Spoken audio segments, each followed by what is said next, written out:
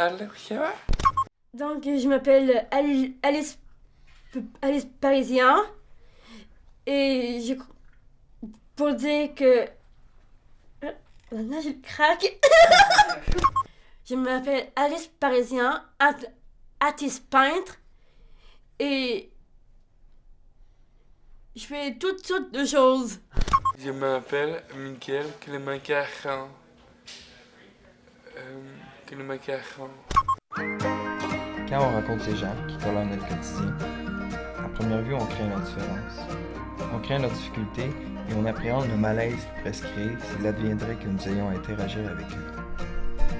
Nous, on s'est pas arrêté à ça. On savait pas qu'il était trisomique avant la naissance. La réaction que j'avais, c'était j'ai peur. Tout de suite, j'ai peur. Oh mon Dieu, je pense quand il va grandir, il va se faire juger. Je vais être obligée de le placer. Parce que déjà qu'une naissance, c'est émotif, mais là, c'est triplement émotif parce que c'est comme l'inconnu. C'est ça qui fait peur. Puis dans le fond, avec le temps, de jour en jour, on se rend compte qu'il est comme un autre enfant. C'est juste qu'il se développe à son rythme à lui. As-tu gagné tout ça? Oui. Dans tout ce qu'on fait, on apprend à marcher. Les enfants, ça va se faire pratiquement tout ça. Tu vas les prendre un petit peu, pas longtemps après, ils vont commencer à marcher. Avec Miguel, c'est comme si tu décortiques l'apprentissage de A à Z. Si tu lui demandes qu'est-ce qu'il fait le matin avant d'aller à l'école, il va te dire que le cadran va sonner, il va se lever pour éteindre le cadran. Une fois que le cadran est éteint, il va te dire qu'il va faire son lit, ensuite qu'il va s'habiller. Ensuite, il regarde toute sa chambre pour s'assurer qu'il n'oublie rien. Ensuite, il descend. Tout est décortiqué étape par étape, alors que nous, il y a un paquet de choses qu'on prend. On me dit que j'oubliais. Il avait oublié. Il regarde la météo aussi. Pour savoir comment s'habiller. C'est ça, exactement. J'ai manqué un détail. Fait qu'au niveau de l'apprentissage, au niveau de l'enseignement, on décortique énormément, évidemment. Puis, écoute, c'est comme en même temps, nous, on fait un apprentissage comme tu n'as jamais fini d'apprendre. C'était là une vérité qui nous a ouvert les yeux. On en découvrait autant qu'eux puissent en apprendre. L'apprentissage de Miguel, aussi long et tumultueux qu'il puisse être, se résultait de multiples accomplissements, tout aussi impressionnants les uns des autres. Du ping-pong au karaté et du chant à la danse, on comprenait la fierté et le bonheur qu'il apportait dans sa grande famille. Mais on n'était pas au bout de nos surprises, car on sentait qu'Alix serait tout au plus surprenante. Attention! Ouais, t'as plus présent. Fait que ici, c'est ton espace de travail? Oui. Puis tu fais de la peinture... Peinture acrylique. Acrylique? Ouais. Oui. Et aussi des collages. Ouais.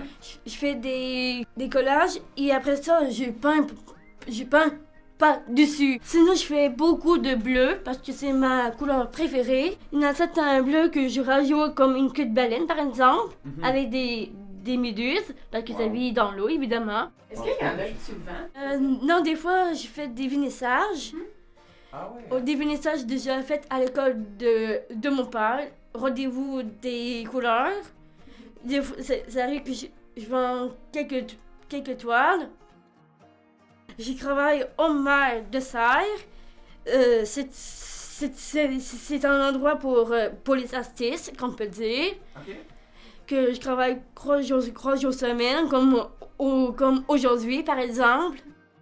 La raison que j'ai envie de présenter ces 2 médailles, c'est les Jeux d'été à Québec de 2017. C'est la première fois que je fais cette compétition-là, donc j'ai adoré ça. Au cours de notre rencontre avec Alix, on s'est rendu compte que l'implication sociale des trisomiques est beaucoup plus grande que ce qu'on peut être porté à croire. Il est évident que ces nombreuses réussites sont le résultat d'un cheminement scolaire délicat et hors du commun.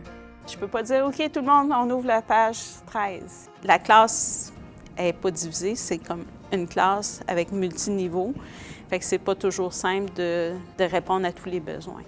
Je pense un réflexe de tout le monde en disant « Oh, il fait pitié », mais il ne faut pas les prendre comme ça. Il faut plutôt leur dire « Il y a des capacités, on va l'amener le plus loin possible dans ses capacités ». Souvent, les gens ont tendance à les traiter comme des petits-enfants et nous, on leur dit « Non, non, il faut qu'ils puissent être comme les autres » et de se sentir inclus dans les différentes activités. Donc, dans l'école, quand il y a une activité de masse, je ne sais pas moi, la fête de l'Halloween, bien, ils sont dans le trafic avec les autres, ils s'en vont s'amuser avec les autres. Il faut un peu créer un lien avec eux. Quand on a créé le lien, par la suite, c'est beaucoup plus facile de travailler avec eux. C'est sûr que c'est pas toujours facile. Il y a des jours où tu dis « Oh mon Dieu, on va-tu y arriver? On va-tu réussir à les faire progresser? » Parce que ça se passe sur le long terme.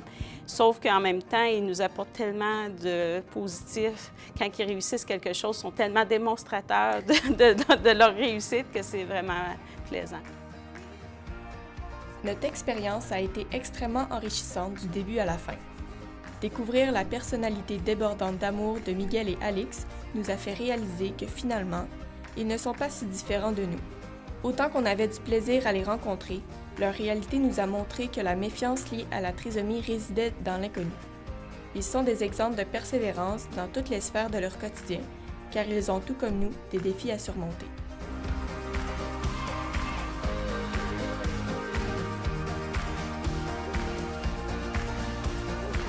Lorsque le malaise viendra, faites un pas vers l'avant et sautez sur l'occasion pour côtoyer ces personnes incroyables.